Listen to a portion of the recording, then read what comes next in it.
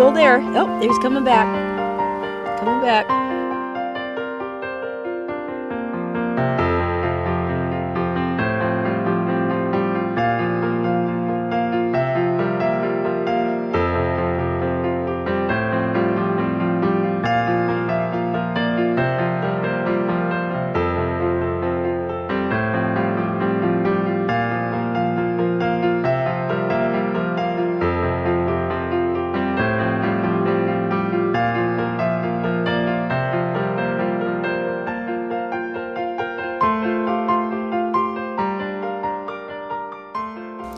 It's a whole new thing. You know, for years I preached river fishing and how to fish a river. And I'm 83 years old and I'm learning all over again. What I always used to tell people, cast upstream, retrieve downstream in river. Sure, and just kind of let it tumble down with the current, Yeah, right? it comes with the current. Food comes with the current. But I was probably instructing them to get down on the bottom in these zones, and I didn't even know it. It was you're using a jig, that ugly bug that we made back in 1968.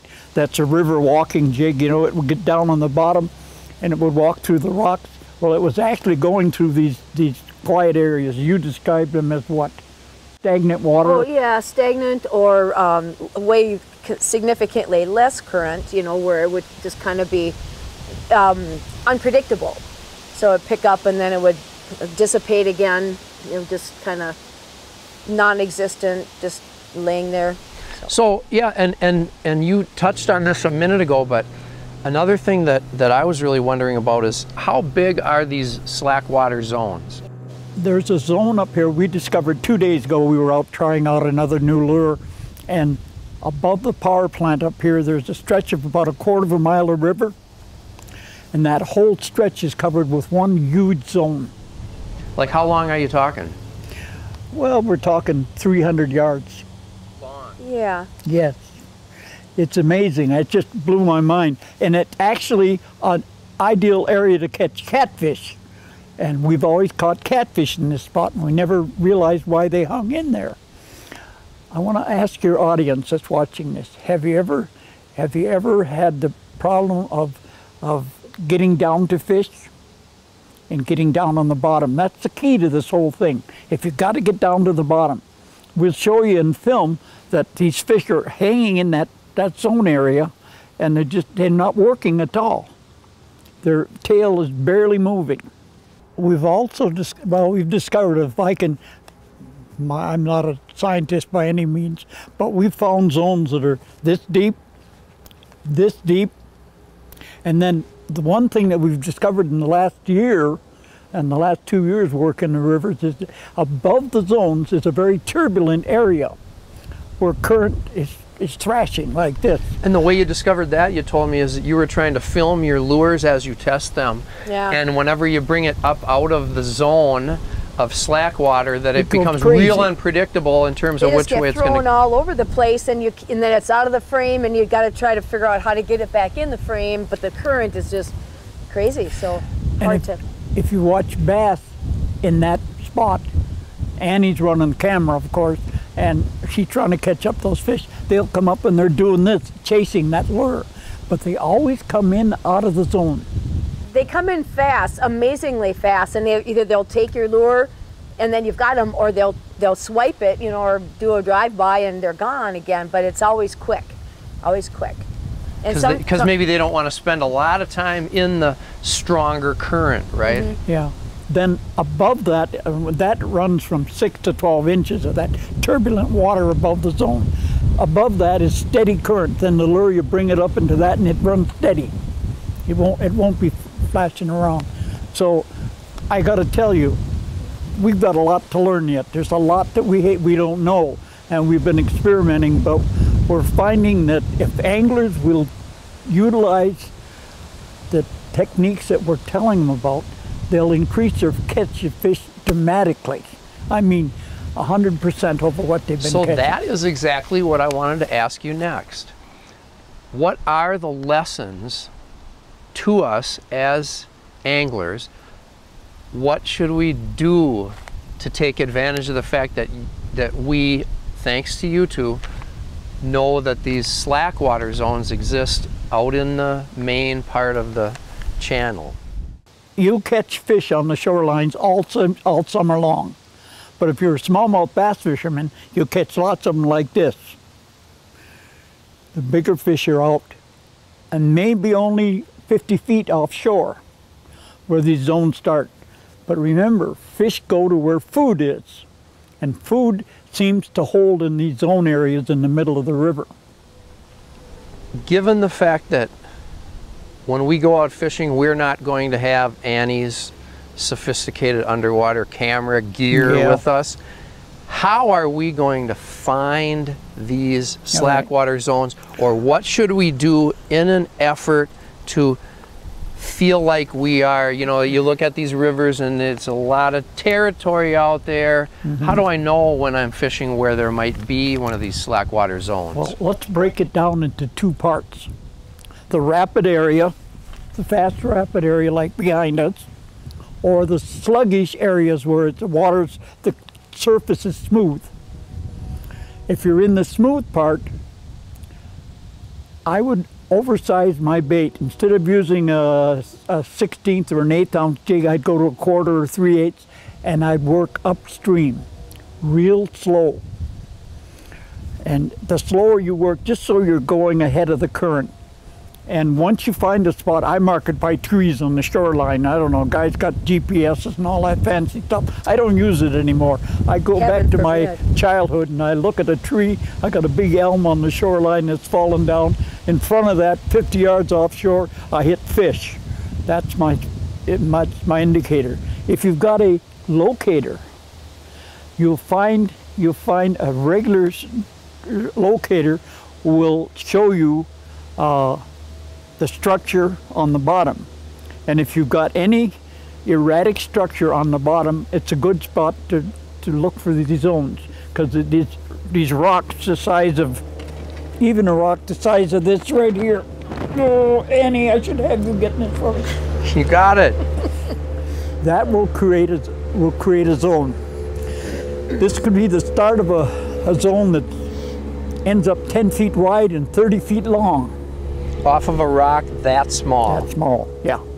You don't have to have a huge rock to do that with. So really the broken rock areas might be key areas, because perhaps that's where all of this friction that they're talking about is increased, maybe because of so much broken bottom, huh? You're right. And in a sandy area, do you think it can be key, where you have almost that dune-like appearance of the bottom as opposed to a real super smooth bottom? Or do you think what do you think about that? Well, the sandy areas and the mud areas that we found zones, for instance, the Wisconsin River that all your viewers are familiar with, is a lot of sand, but they got a lot of clay drops. They got a shelf of clay, and it may only drop 2 inches. And like one of those figures that you drew for us, had such a drop, I believe, These clay shelves will start a zone too. But remember, I told you, I haven't learned everything that to be learned about this. I'll probably die before I learn it all. Well, hopefully not. So how excited were you when you saw that spinner blade stop and asked yourself, how come, and noticed that there were all these fish out there? Well, over time, we started to realize that it took a little while, like several trips out. Like, there's something odd going on down there. Why is it not consistently whoosh like you'd expect? And so it took a few trips out to start putting 2 and 2 together. Like, that's just not a big boulder causing some still or quieter water. It's the classic notion is the big boulder in the stream where there's a slack zone right in front of it at the bottom, and then the kind of eddy effect coming around the outside, and then a small slack water zone right behind the rock. But what you're talking about is a greatly expanded zone of slack water, right? So one thing I want you to tell us more about too is, remember we were talking about how, like according to the scientific literature, this zone of no current is microscopically thin at the bottom of the river, but you're holding your hands apart, and I think I heard you say that you have found places where you can film this spinner on the spin bee not going around as high as maybe 20 or 24 inches off the bottom. Like, tell me how high does this zone seem to stretch, at least during the warmer months of the year? I don't think it's quite as much as 20, do you? I think like 12 we to found 16. on the Goku we maybe. found 20 inches, but remember that spinner on the back of a spin bee is running rapid up here. You drop into that place between the current and the zone, and you get that craziness out of it, and then down. But we were running zones up there about that long, that deep. So But it that could was a be pretty 16 to rocky river, 18 too. inches maybe in Could some be cases. Or at the most, I would think, yeah. So Most of them are 6 inches. the other takeaway is get your bait on the bottom, right? Yes, yes. Walleye fishermen always say, I've heard it for years, you got to get down to the bottom to catch walleyes. In a river, we finally discovered why. You got to get down. And the other thing that we noticed on shooting camera is that walleyes will not come up through that turbulent water above the zone to hit a bait. The bass might, but the walleyes won't. Is that Yes, right? that's right. Bass will come up, especially small bass. You'll get them coming up and banging the baits all the time. But big fish seem to hang in that zone, and it kind of follows through with what I've said in the past. If you want to get the big fish, you got to get to the bottom. And I didn't know why, to be very honest with you. Now we've discovered in the last 5 years, we've discovered why. The other thing is that you'll find them as the food disperses. Remember, fish go to the food, no matter where they are in the river. So we know that they left the shoreline, the walleyes left the shoreline, they went out. If they find a zone area that's 30 feet long, the minnows may be in the back end of it or in the front end of it. So wherever the food is, that's where they're going to go. So the marking of the tree is important on shoreline. When you hit a fish, remember where you're at. Or if you're a newfangled fisherman, you could punch it in as a waypoint, couldn't by you? golly, don't be using that that GPS, huh? Yeah, we've got a spot down here in the lower river, below here about 3 miles, that every fall the smallmouth come in, and we can, using big red-tailed chubs and with a 1.5 ounce bait walker, and we caught 29 of them 2 years ago that went from 4 to 6 pounds. Annie, I think you wrote something Yeah. about that for us in Midwest Outdoors, right? Yeah. Yeah. Yeah. And they, so that's a spot, and we haven't checked it yet this year. It's a little early. Yeah. Usually in October is when that fishery turns on and is so phenomenal. Yeah, I think the bass are coming up in there to feed on the red-tailed chubs, or the river chubs is what they're feeding on. We would have never found what we're talking about if it hadn't been that tail spinner on that spin bee. That little lure, we were worried. We field tested this thing for 3.5 years before we put it on the market. And it's got a tail spinner on it, and I was worried that fish would come up and come Hit off the of it. spinner too much, right? Yeah, Or- they would interfere, the spinner would interfere. We have never found that to be the truth. We find bluegills, crappie, walleyes, bass, you name it. and pike, red horse. And red horse, yes. That's the other thing. When you use this lure in smaller, we're working on a whole new deal that I told you about. And fishing rough fish with this kind of a bait. But that back spinner is the attractor, and when you get them in too close, let me show it. Give me those crawlers, honey. Oh. There's two things. You need scent. You can tip these with a little piece of crawler, night crawler, or You were Eggs. saying like a 3/8 inch piece of night crawler is all you were using. about 3/8 of an inch, and so it doesn't interfere with the spinner. Or a minnow head, or one of these red balls, which is an anise egg. That's become a... I can smell the anise from here, as a matter Yeah, of black fact. licorice, it's always good. Yeah, that's a really good little winter bait. They tip it for perch and for everything, you know, on jigs. But we found that if you tip it with on a summer jig, they work as well. Smell has a lot to do with it. You get the attraction of the spinner to draw the fish in or out of the zone, and the smell just embraces the ability to strike. And probably causes them to be a little more determined in hanging on to it, or finishing, bringing it in their mouth or whatever, right? Yeah. Sealing the deal. Yeah. Sealing the deal, you got it. I have one more question for you. All right. What about muskies? Have you seen muskies and We or haven't- pike at we the haven't. bottom in these zones? We've got muskies in this river, but they're caught accidentally, normally on one of our ugly bugs or one of these spin bees. I have no idea, but I can't see that they'd be any different. On the river, muskies will hold at the front of an island, and the current is busting around the island. There's a zone area in the front, and I would imagine that's where they're holding. I haven't purposely gone after muskies. I'm not a 1,000-a-day caster man, so I like more action. I'd rather fish suckers and carp. So what were you about to say a minute ago? Okay, there's one other thing that we're just learning. You get ripples like this. You get a rapid area where you've got water that's only this deep down to that deep, rapids or rapid areas. We're finding, you think about it, catfish come up into that to feed, and they hold there for hours. Walleyes do the same, bass do the same. Why are they there and how are they there? I believe that we're researching it right now, that there's small zones that are created in multiple, hundreds of them. Even though the current is like super fast at the top. Yeah, you got and super that's- fast current, and no fish in his right mind is going to be able to swim against it forever. Why are they there and how do they hold?